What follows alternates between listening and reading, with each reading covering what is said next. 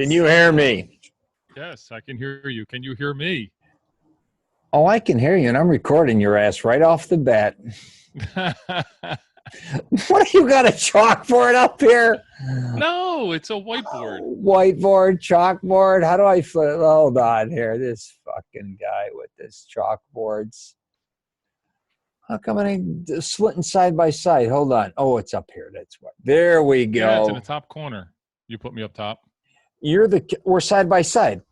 Okay. Good. You're the Zoom king. You told me about this before anyone. I know. That's what I think's funny, that everybody's using it now. I was going to XOOM Zoom because that was the first thing popping up. You know that one? Yeah, yeah. This is awesome. Thanks for telling me about this. Hey, no problem. It records really clean, It's amazing. Are you in the woods with the camouflage? What are you? That's military. No. Your Army. Oh, this is my team hat. For what? My triathlons. Oh, yeah, we're going to get into that. But look at this. I wore it for you. You may be a jagoff if. The first thing I want to get into is, like I said, then we'll get into all your shit. Yeah. Why are car salesmen women jagoffs? Why? Well, you know what I'm saying. Why do they behave? No, I absolutely do. And with you, my experience, you have both, right? You have people that are genuine, and then you have the real jagoffs. And I agree, and there is no way to defend it. It's just wrong. You don't have to be that way, you know. But it comes to, there are the same way with customers too. Oh, they're brutal. But I think a lot of it's, they made it so complicated sometimes to buy a car.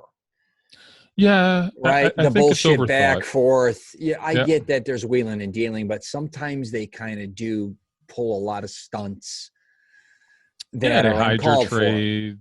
There's a lot of take your keys, a bunch of shit. I mean, there's a lot of stupid shit. Yeah.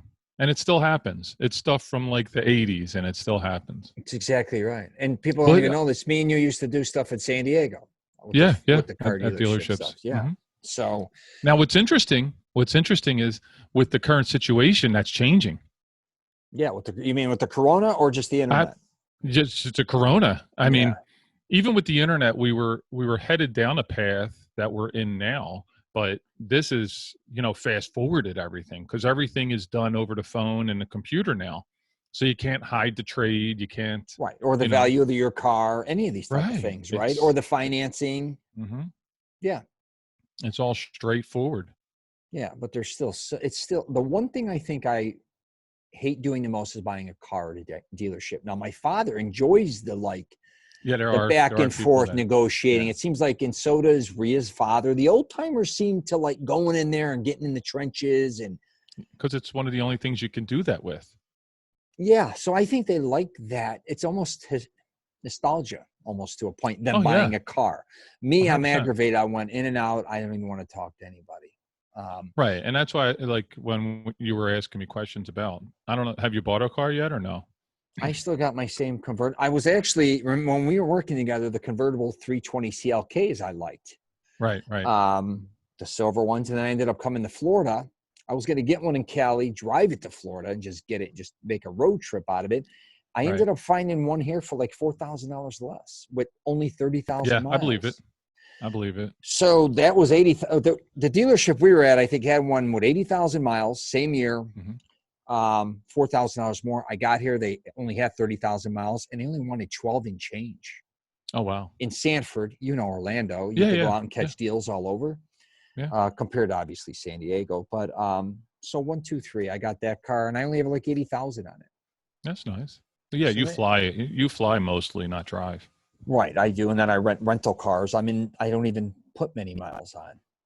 So but let's get into your fitness thing here, because when I knew you, you weren't that involved with fitness. Yeah, it's when I turned 40. I'm 45, going to be 46 now. So when I was turning 44 at my 44th birthday, I started looking like, okay, next year I'm 45, and I wanted to do something. I wanted to get back in shape. I put on, I was up to 224 pounds, and yeah, I was saw heavy. you were thin. Yeah. You were very fit. Well, you're an Army, right? You're from the Army, and you were always, when I saw you, you always looked, I never seen you like that. Yeah. So I kind of ballooned up, and I was like, I needed a goal, and I never did triathlon. I always was interested, and I was like, you know what? Why don't I shoot for doing triathlons? Wow. Well, you have to exercise to get there. So yeah, so that's what led to cycling, running. I swam growing up, you grew up in Chicago. I grew up in Philly. I learned at the YMCA, and Me too. you learn not to drown. You didn't really learn how to swim, right? Survive in the Y, right? Yeah. Yeah. I get it. Yeah. It was also a recreational place besides a place just to do fitness. It wasn't always organized, right? Correct. Right. So, I went out and I got a coach to teach me how to swim, because I couldn't even swim the length of a pool.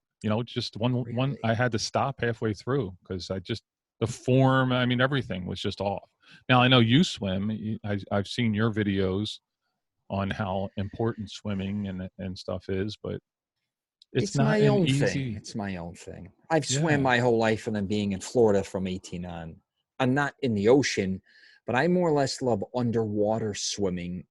For me, I love running in water. I love doing all these weird things in water, and I love going to water parks. I grew up going to Wet and Wild because in Blizzard Beach, Typhoon Lagoon. So anything with clean water.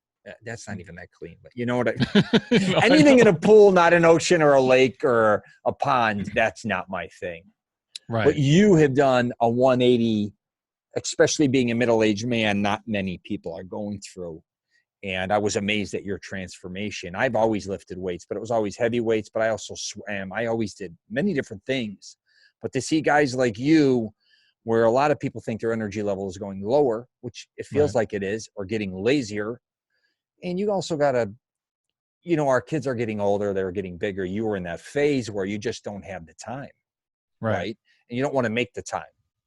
You seem to, no matter what, get it done, even if it looks like it's even getting up very early in the morning, extremely early. Well, that's what I do. I do my training at 4 a.m. Yeah. Give or take. Right now it's changed a little bit because, I don't have to go visit clients and stuff. I'm doing everything from the house like everybody else right now. Right. So yeah, the training part is, I still do it every day, but the time, I don't have to get up at 4 a.m. to go train. And I'm training in my garage now because I have a treadmill and a bike. Great. I have, I still do weights. I can't swim right now because all the pools are closed. Even the ocean's closed. I never thought you could close the ocean, but. You ready for this, Bill? My pool opened up today again. Oh, wow. In our townhome complex here. Right. They closed it because there were death threats, but it's right over there. You might be able to hear people. Right there's the pool. Oh, look at that. But it's not something you're going to be able to do a lot in, but you can at least do something. Yeah, you can get in the water. Well, I like the extra, like you were talking about the running and, back in high school, I had hurt my knee, and part of my rehabilitation was in the pool. They put you in the pool, and that's where you did all your exercises. The buoyancy. Mm-hmm. And it doesn't hurt your joints. It's really, non-compounding. And so I did a little research on the XPT, which is the Laird Hamilton. I love He's that a video. surfer. Yeah. Yeah. Did you get what you weights. said? They do everything in there. Yeah. Right? Yeah. What do you want to qualify to teach that? Is that what you were talking about? Yeah. That's one of my goals. End of this year, I'm so messed up, but getting certified as one of their instructors, because just to learn how to do it properly. I can grab a dumbbell and jump in the water, but I want to learn how to do it right. Whether I teach it or not, I don't look at the certification as far as a job. I look at it as learning how to do it properly. I learned so much about swimming over the course of the past year and a half, 2 years, at how important technique and movement and learning from a professional really gets you to do it correctly, and how important it is. So And the results you get. It's amazing. I think swimming overall, I said I started off swimming at a young age, 3 years old, because my godmother was a lifeguard. And then I said I'll probably die swimming because, you know, going to Fort Lauderdale, Boca, Pompano, or a lot of, you know, all these places, Naples, you see the elderly swimming. And I saw that even at 5 years old. Right. But I always said, you know, like, I don't know, I feel like when I'm in the water, I almost feel the most comfortable. I get great results as far as being able to sleep better, builds my metabolism, works differently when I swim. I breathe better. And I'm not a runner anymore. It just beats the shit out of me. I think lifting heavy weights my whole life, lower back, knees, joints, where I can run in the water, do sprints. And I've been doing that. Even when I was younger, going to Wet and Wild in my early teens, when my father lived here, we were members of Wet and Wild. I'd run and jump over the waves, just swim in the wave pool, and just love doing everything in the water. But I don't feel comfortable in an ocean. Maybe I'm afraid I'm going to get eaten by a shark. I'm not going to lie. There's a lot to that, right? Yeah, there's fear. It's fear. I can do it. Even when I went to summer camps, I would accept, like, they'd be like, all right, you got to do this to be able to swim at wherever you choose. Of course I would do it, but I'm in a panic state of fear. Now, if I go water skiing, barefooting, I was raised in that because my stepmother's like one of the best. She was the best water skier at one time in the world. Did the SeaWorld thing, and they wanted me to go do skiing and stuff. I could have transitioned into that because I loved water. I just was afraid of water moccasins and alligators and all that shit. So that fear actually kept me from doing something I think I love. And then they're like, well, do Shamu or maybe go work with the dolphins. But that took a much higher education than I was willing to put in. But so your main thing is, now you swim a lot. You obviously cycle. Yeah, train every day. And run. So in one form or another. Swimming's on the back burner right now a little bit. I'm doing a lot of dumbbell weights and bands and kettlebell training and whatnot, because you can, swimming's a lot of shoulders. Yeah. So yoga, I do a lot of yoga, because the one thing I learned getting in the pool was that, the flexibility with your neck and shoulder. You have to be able to breathe. Back. Oh, yeah. Absolutely. And it's all that timing and being flexible. So that's the interesting thing. Just like just straight up reaching over your head. When you're swimming, you got to keep your head down, which was one of the things I never really learned.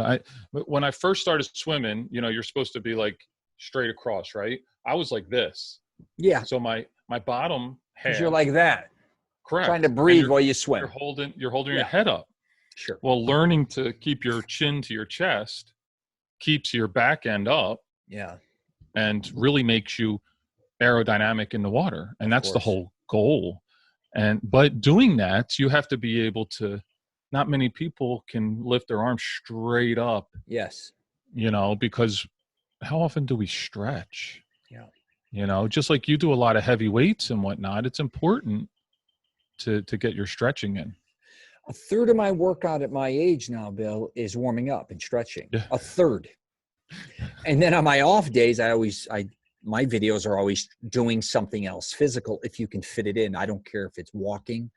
Right. I don't care if you try yoga. I don't care if you go play basketball with your kids, swim. And I don't even mean you have to go do, I think a lot of people get caught up thinking, okay, if I ride a bicycle, my heartbeat's got to be this. I got to do 4 miles to 6 miles.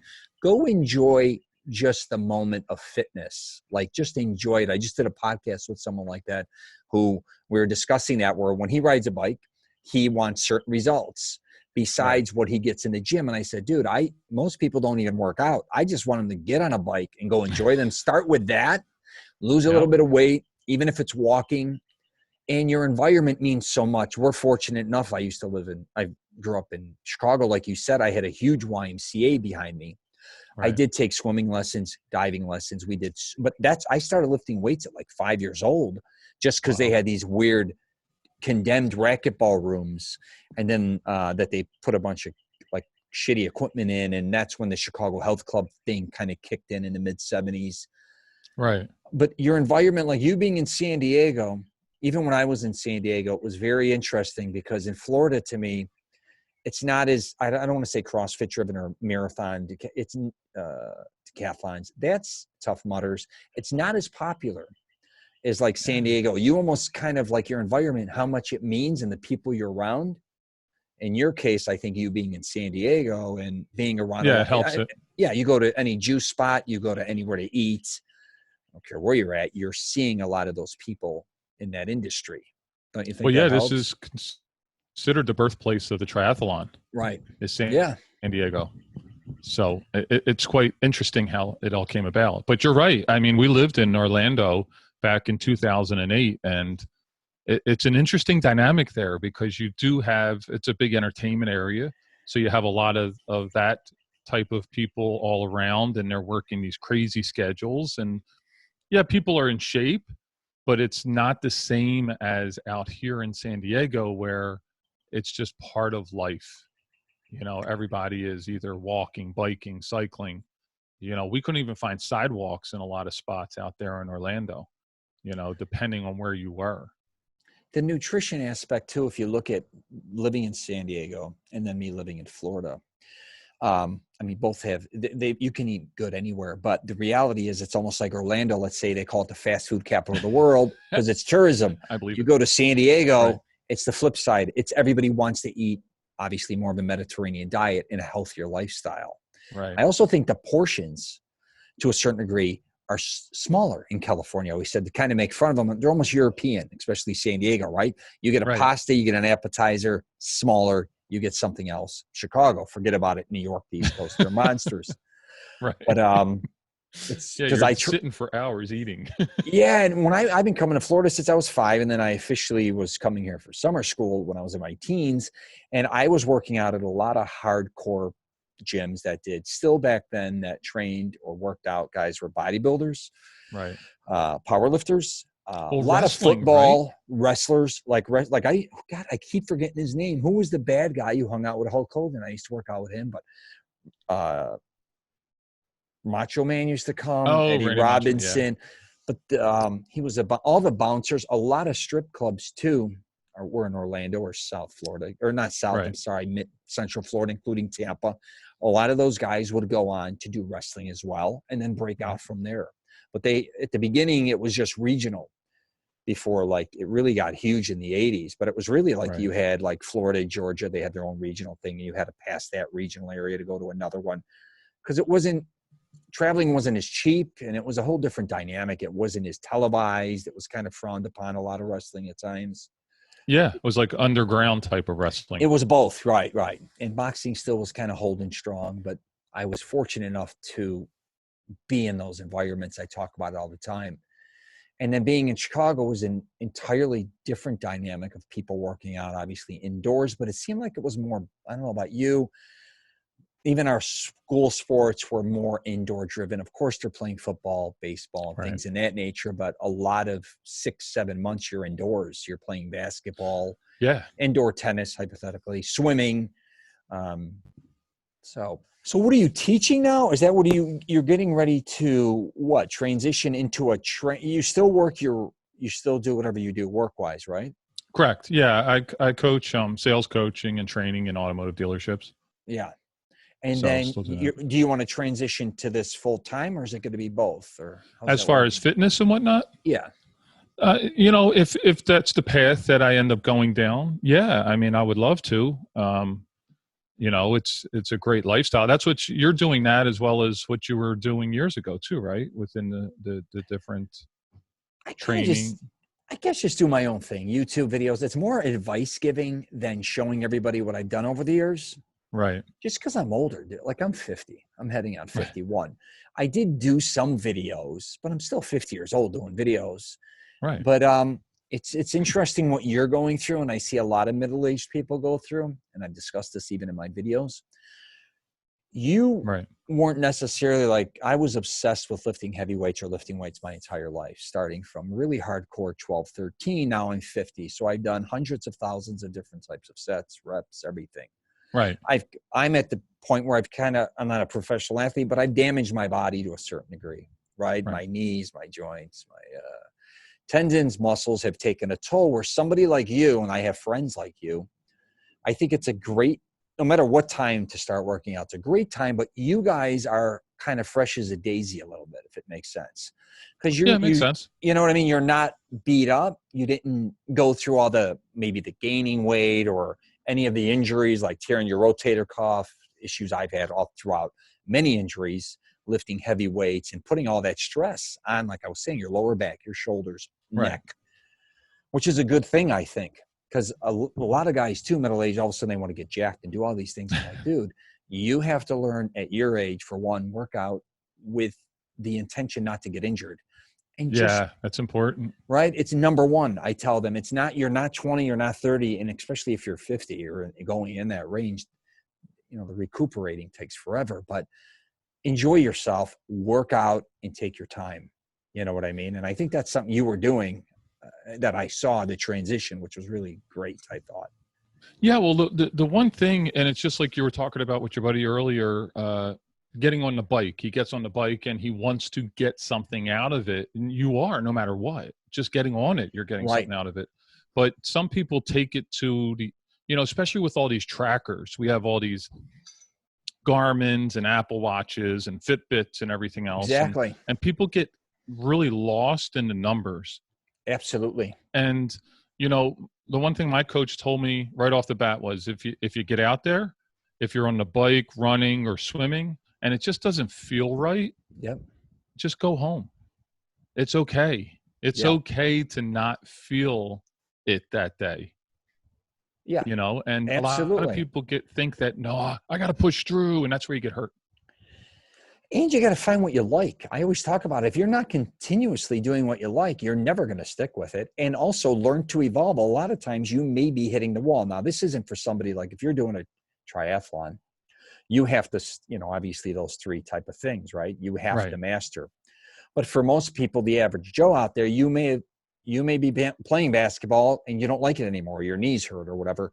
You may want to go try, I don't know what it is, maybe tennis, for instance, or you may want to just go try swimming. But also you don't have to become so team orientated, so competitive all the time. Like you said, everything's regulated. Like even a lot of people, which we do too, taking steps. How many steps did you do today? You know what I mean? How many flights of stairs did you, like if you don't do this, it emotionally, I think, takes a toll on people thinking they're not doing enough. When the reality is just get back to just having fun and finding things that you like to do with the people you like doing them with. Because the culture a lot of times, again, is what's going to be kind of keeping you going, right? I mean, it's not like we're kind of learning with the coronavirus, how long are you going to be able to sustain working out in your garage by yourself? You miss the camaraderie or whatever, like of going to a gym, right? And seeing your buddies or just having the energy. It's that energy you also, like you running around San Diego, that's such a beautiful place to run. Absolutely. If you ran in Chicago, you may not feel that, right? I'm just saying that's right. No, I totally agree. Yeah. So what else you got going on besides that? Just that trying to get out to your world, man, out to Orlando. Are you really trying to move here? Yeah, eventually that's the goal. Definitely Florida. We really like the Orlando area. We're I know you guys are into Disney and that whole thing. And, my whole life. Disney. Yeah. Disney Universal. I'm still Universal Zero. I wonder what they're going to do with our season tickets now that they're not even giving us, who knows when they're going to reopen, but they're still charging us for their monthly or our fees. Yeah. It's the same out here. It's the same with the Magic Kingdom out here and everything. It's all closed up. The zoos, SeaWorld, it's just a weird time. When was the last time you were in Orlando? We were there, not this past holiday, but the holiday before. So it's exploded, as you know, in the last 5 years. Have just been crazy. Yeah. It's really insane. Yeah. I'm interested to see the whole Star Wars thing out there. Yeah. Rhea goes to that all the time. What would you still be training for what you're training for there here in the heat and everything? Yeah. I mean, I don't mind the heat. When we were out there, I was training. I was out there running. Just got to go a little earlier. It's still cool in the morning. Sure. August weather the humidity gets a little heavy on you. But, ultimately my goal is to compete in Hawaii. They always have the Ironman, world championships in Hawaii, and Yeah. that's, the humidity is intense. So going and training in an environment like Orlando would it's more definitely help intense. that. Just like going to Nevada and Vegas and that area. Yes. We just like the whole dynamic of Florida. It's a lot more, the Chicago to Midwest and the East Coast feeling from the people and the residents that are there. So accessibility too in Florida is a little simpler than California. Oh yeah. Obviously, like I always said, it's kind of a triangle, that side of the country. It's Chicago, Florida, and then obviously the East Coast, which would include DC, Philly, New York, Boston. Right. It's that triangle. So when you got to fly, it's a much simpler. When you're in that West Coast, it's like Arizona, and Vegas, and then everything else is a hike. Then it's Chicago, right? Right. Or Vancouver, hypothetically, if you want to go to Canada. But even here, back to this area, you can hit Toronto's even kind of close, as which is the major hub of Canada. So being on this side of the country there's a lot of benefits to it, I guess you could say. Especially Florida, there are a lot of benefits financially too. It's a lot cheaper, obviously, than where you're at. I mean, oh yeah, definitely. I mean, yeah. So a lot more tax friendly, and it is. I mean, when we lived out there, you have your snowbirds. So you have the older generation that goes up north in the summer and comes back down to Florida in the winter, and because it makes sense. I have my wife's cousin lives out in Miami. I have my cousin lives in Miami. So, we have a lot of people that are out there, and just a nice area. It's no places like this in the world. Not to say that I've been everywhere in the world, but it's when you have 75 million visitors visiting you, and only, I don't know how many million live here now, hypothetically in Central Florida. I don't know the number. Right. But when you have 75 million tourists visiting just Central Florida and roughly 40 million visiting South Florida, nothing's like that. Not to mention, like when things like this happen, like the corona hypothetically, or the economy changes, these places become so different. It's not like the Midwest or even the West Coast, because a lot of people aren't leaving, but it's very transitional, I guess you could say, transit everywhere. So it's going to be very interesting if the tourist industry definitely has that change, because it happened obviously after 9/11. People were freaking out, not wanting to fly, do those type of things. But Florida on a whole is very interesting, because you have not only Disney and all these places where a lot of youth come, but the average age still is the elderly. Right. So it's just a very different type of place. And it's almost the one thing I'll say about Florida is, it's, as much as it kind of looks similar to California, it's so different. It's really like living in the Bahamas or Jamaica, but in our own country, of course. But it is truly tropical. The winters are unbelievable. The summers are a little rough, but it's a very interesting place to live. August gets tough. Yeah, but San Diego I still think's the prettiest, in my opinion. Southern. Yeah, and it's 70 to 80 degrees. I mean, how can you complain about that pretty much all year round? No rain. Here's all rain. Beautiful. Yeah. Yeah, it rains almost every day out there. Yeah, it's the flip side of things. And the food's so different than California, too, like we were just discussing. Just the whole culture is so different. But all right, my friend, we are going to wrap it up. What do you think? Absolutely. Yeah, that's all right. Awesome. Good with me. What's the whiteboard again? Because you love doing you were the first one to be doing videos that I remember. Yeah. So, with my podcast, we've always done it as, because with Zoom, the tool that we're using now, you can broadcast it on Facebook Live. So, yeah, that's right. So we've always done our podcast as a live video, as well as recording the audio part of it. So how's that worked out? It works out great. I mean, you just kind of trugging along. I've learned a lot about podcasts and how, there's so many of them, and, to be successful, it's not really, the numbers aren't high. It's not staggering. Like everybody thinks you have to have a ton of downloads. It's not true. Right. There's only a 1% that, like the Joe Rogan podcasts of the world, that get the millions and millions of downloads. Everybody else is pretty much in the same boat.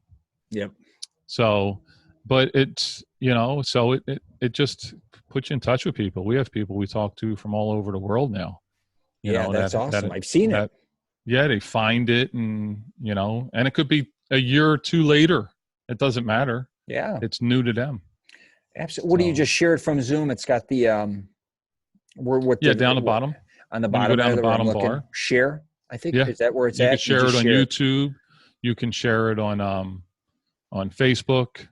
So if you share it on YouTube, hypothetically, it just goes up there. You don't have to go back and upload it separately or anything. It's up there. Correct. For good. It's YouTube, because YouTube has their live version.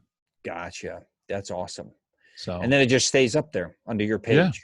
Yeah, it'll stay that's on your what page. I got to probably end up doing too. I'm going to do both of those. I just wanted to get a little more grounded, I guess you could say, to get the fluency of it. So yeah, no, I understand. What is your podcast? You want to tell them? Oh, it's Get Focused with Bill K and Gina Fay. Oh, nice. Oh, yeah, you got a partner. That's right. Yes, yeah, she's a family therapist, so that's right. It ends up being therapy. But we've had a lot of different doctors and authors and all kinds of people on it. That's awesome. So yeah, it's fun. Yeah, it's I've heard some. You get to interact with other people and find out what they're thinking, what they're doing, and so on and so forth. It's an amazing learning tool. I mean, I'm sure like even Rogan's podcast probably inspires you all the time, right? I mean, different ones. I listen to most of his, for the most part, but it's just like he says, I'm able to have a conversation. If I'm interested in something, I look somebody up and I say, hey, you want to sit down and talk? I mean, it's incredible learning tool. Incredible. Yeah. Because we learn from each other's experiences. Oh, yeah. And a lot of people are doing a lot of unique things that we don't, unless you want to read a book about them. And if they don't write a book, how else are you going to, and they don't do a YouTube, hypothetical, where are you going to learn about that? I mean, they may do, public speaking gigs in different places, but you're not going to always find them. So it's amazing, like just discovering different people's, what they're doing all over the world is amazing. So yeah, I agree. All right, brother. I'm going to wrap it up there. Yeah. Be safe. All right. Let's touch base. You moved to Orlando. I'll let you know. We'll keep in touch. Or if I go to San Diego again, who the hell knows? Yeah. We never know, right? Yeah, all right, Rich. You be good, buddy. All right. You too. Take care.